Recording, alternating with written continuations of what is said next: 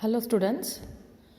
Today from BSc Mathematics we are going to cover from paper 5. It is CBCS 2014-15 batch onwards. So in that paper 5 it is differential calculus of scalar and vector fields. So we are going to cover in 10 sessions. The first session is we are going to take what is a scalar point function, vector point function, gradient of a scalar field. Okay, in session 2 we are going to cover problems on gradient of a scalar field and the geometrical meaning of a grad phi. In session 3 we are going to cover what is the directional derivative, or that is the normal derivative, and the problems related to that. In session 4 divergence of a vector field and problems on it will be covered. Session 5 the Laplacian, the operator and its definition and the method of solving the problems, and the problems on the Laplacian will be covered in session 5. In session 6 curl of a vector field, irrotational vector, conservative vectors, the definition part and also the method of solving the problems will be understood in this session 6. In session 7 problems on session 6 we are going to cover.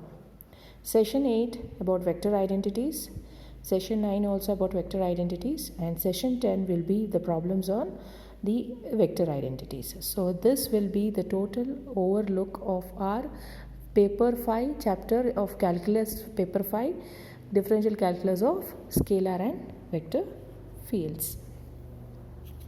So now today let's start with the first session.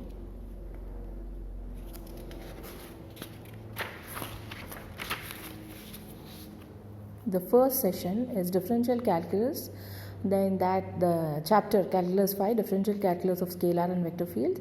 Session 1 we are going to cover for scalar point function, vector point, what is the vector point function, and gradient of a scalar field in this session. So to understand what is a scalar point function and a vector point function, first let us understand, we know what is a function is. Function, we know there is a domain and we know there is a codomain, or you call it as range, and there is a mapping, that is f, from domain to codomain, where you represent that as your function x. Here x, y. So this fx will be my y. This is a general representation of a function. Now here we are going to consider what is a scalar point function and what is a vector point function.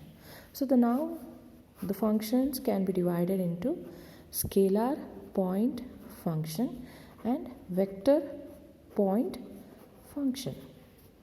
So what is a scalar point function and a vector point function? There are two types of function, right? What is scalar point function? To each point, if I take a point P of in three-dimensional space x, y, z of a region R, if I take in the region R the point P in the space of unique scalar phi of P. So it is mapped onto where? Phi of P. So where this phi is called as the scalar point function. What do you call this phi? As the scalar point function.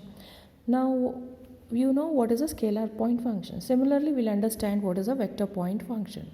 So to each point, similarly, P of x, y, z in a region R, if I consider in the space a unique vector, this point P is mapped onto a unique vector f of P. Here it is mapped to phi of P, it is mapped to f of P, that is f of x, y, z. Then f is said to be a vector point function. Then you call this as vector point function. We call this as scalar point function. So these are the two different functions that we are going to study. Function, we have scalar point function and vector point function. Now when will this scalar point function become a scalar field, and when this vector point function become a vector field? So we need to know what is a scalar field and what is a vector field. We need to understand what is a scalar field and vector field. What is a scalar field? The set of all points, the set of all points of the region R together with the set of all values of the function phi is a scalar field over R. So you understood? There is set of all points of where the region are. In the region are all the points you're going to take together. Then the set of all values of the function phi is a scalar field over R.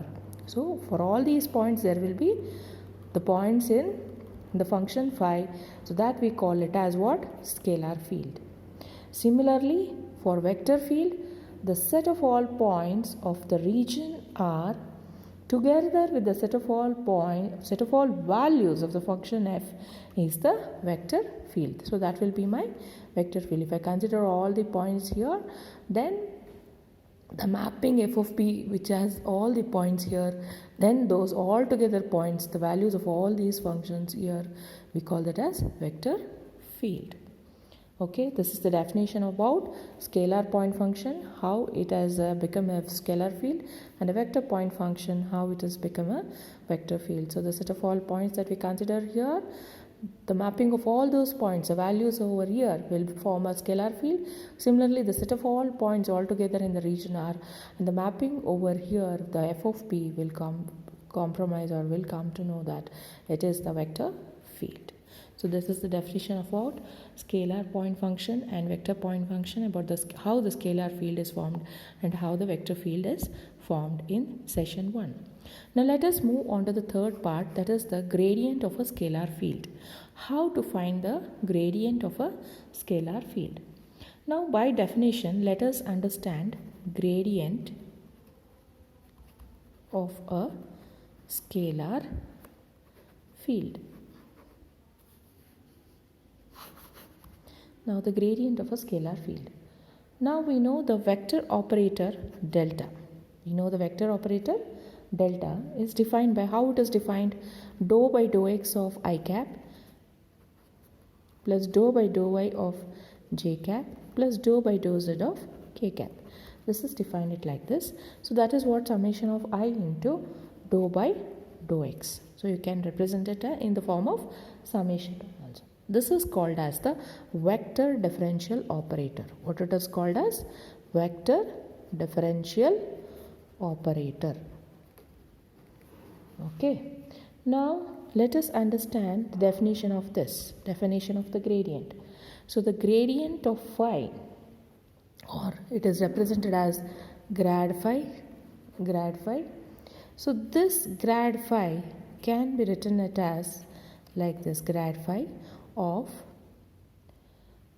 dou phi by dou x I cap plus dou phi by dou y j cap plus dou phi by dou z k cap.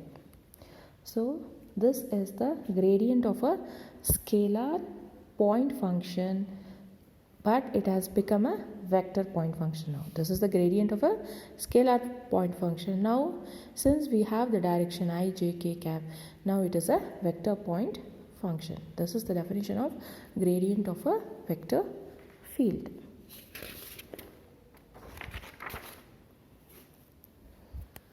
So now let's do some problems, solve some problems on this, on gradient of a vector field, and understand about it.